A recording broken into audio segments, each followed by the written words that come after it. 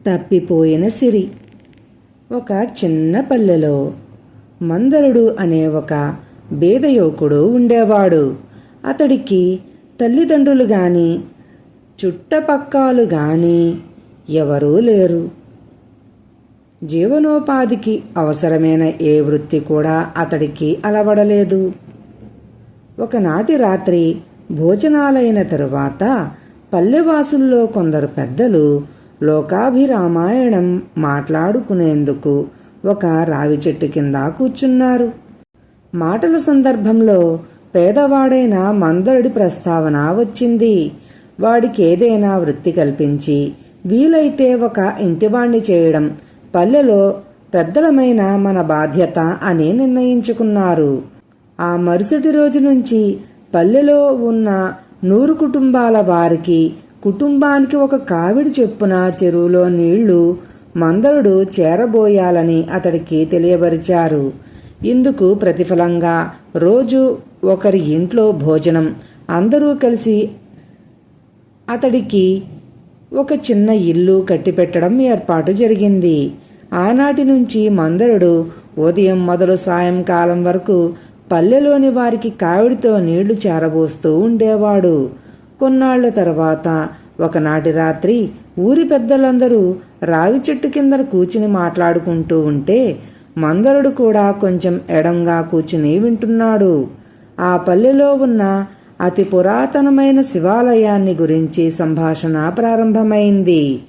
ఆ ఆలయంలో ఒక శాసనం ఉందని, అందులో అతి చిత్రమైన విషయం చెక్కబడి ఉందని ఒక వృద్ధుడు ఉన్నాడు.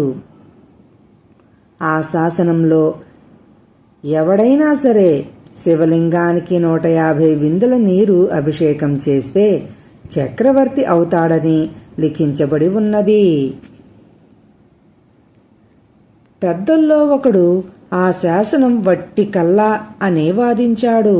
150 బిందెల నీరు శివలింగానికి అభిషేకం చేస్తేనే చక్రవర్తి పదవి లభ్యం అయ్యేటట్టయితే ఆ పని ప్రతివాడు చేయగలరని, అందరూ చక్రవర్తులు కాగలరని వెటకారంగా మాట్లాడాడు. కొంత వాదం జరిగిన తరువాత తక్కిన పెద్దలు కూడా ఆ శాసనం కల్ల అయి ఉంటుందని అంగీకరించారు.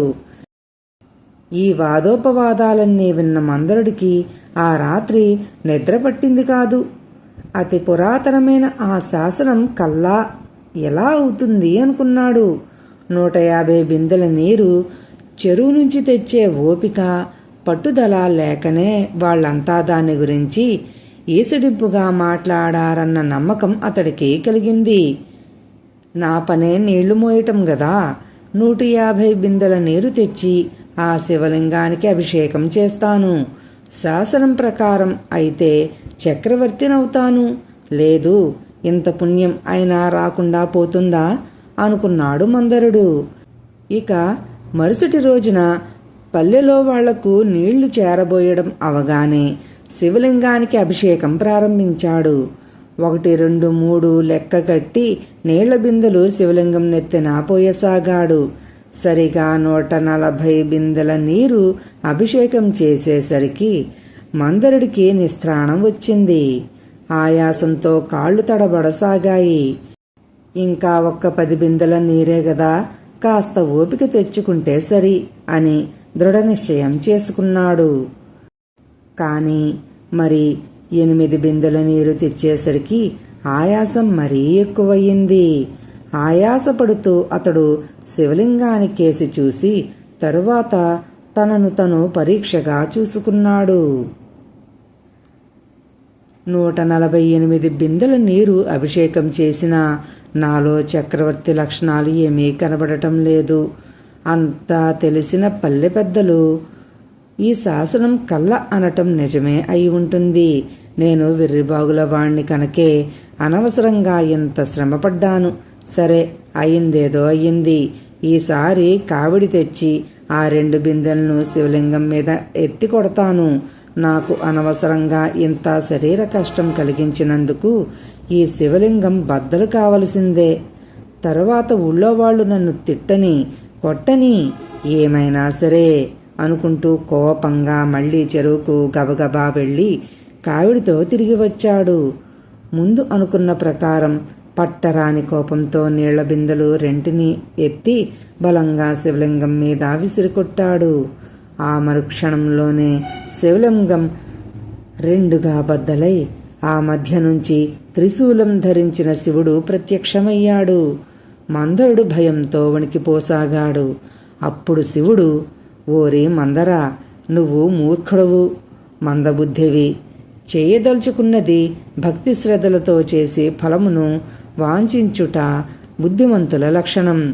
నీ మూర్ఖ చేష్టల వలన ఫలితాన్ని పోగొట్టుకున్నావు. ఆ 2 బిందెల నీటిని భక్తితో అభిషేకించినట్టయితే నువ్వు నిజంగానే చక్రవర్తిత్వానికి అర్హుడవయ్యేవాడివి. సరే